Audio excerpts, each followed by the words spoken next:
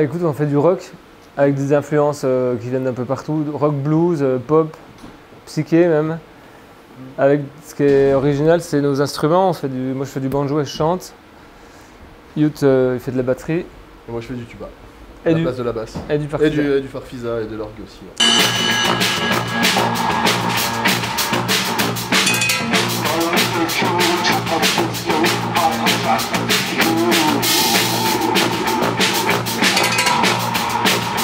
Bah moi à la base je joue du tuba, ouais.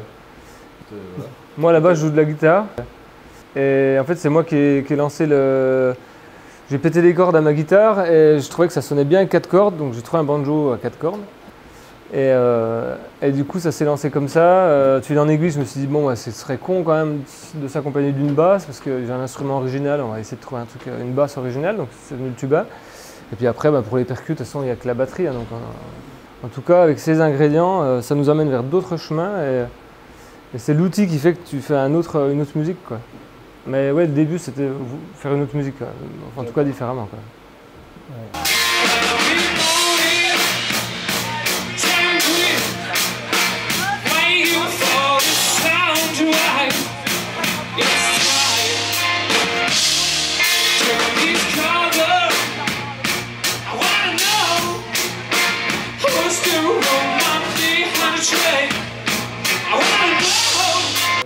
Ouais, bah justement, lui il a 2 mains, donc un peu comme tout le monde. Mais j'ai besoin que d'une main pour jouer du tuba.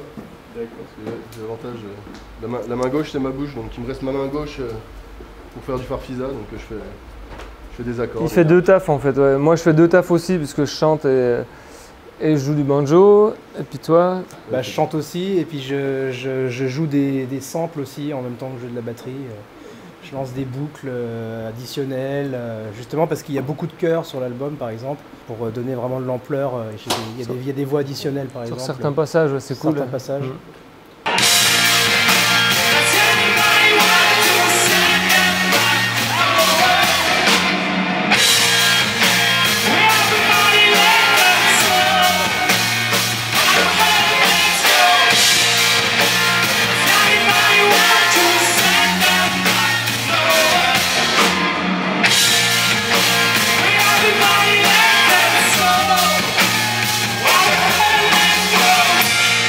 Et ben pour jouer notre nouvel album qui s'appelle Mass, qui est sorti en novembre et qu'on a vraiment à cœur de défendre sur scène, de jouer, de partager ça avec les gens, quoi.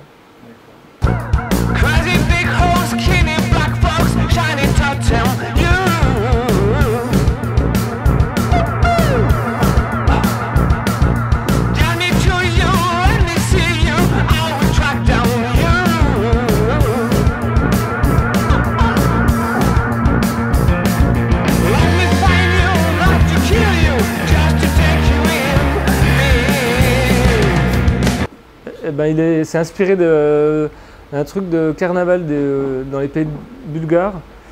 Il y a certains qui se déguisent un peu comme ça, quoi. Ouais, pour chasser les esprits dans les maisons. Mais dans les carnavals, c'est toujours un espèce de monstre qui incarne un truc plus grand que lui et qui vient faire triper les gens, quoi. Donc, dans les clips, ce personnage il sera mis en scène dans plein de situations différentes. On est en train de tourner un 2e clip qui va être bien marrant. Et ben dans le premier clip, nous on était en explorateur, on partait chasser notre animal totem. Et dans le Mass, voilà.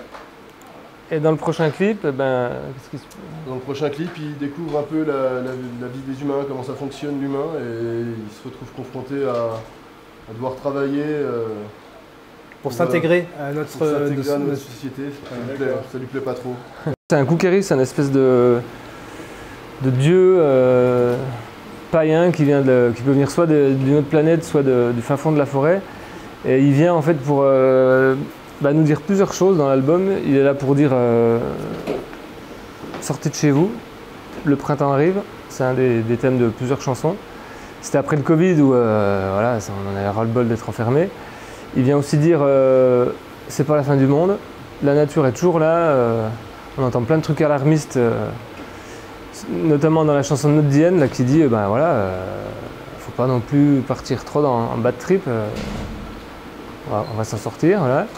Et puis il vient aussi nous confronter à notre côté naturel, sauvage qui est en nous, et qui rentre en choc avec la modernité. Tu vois. Dans l'artwork de la pochette, là, on a fait apparaître cette bête sur un truc hyper moderne, hyper froid, pour voilà, faire le chaud-froid et puis montrer le contraste de la société en fait. Hein.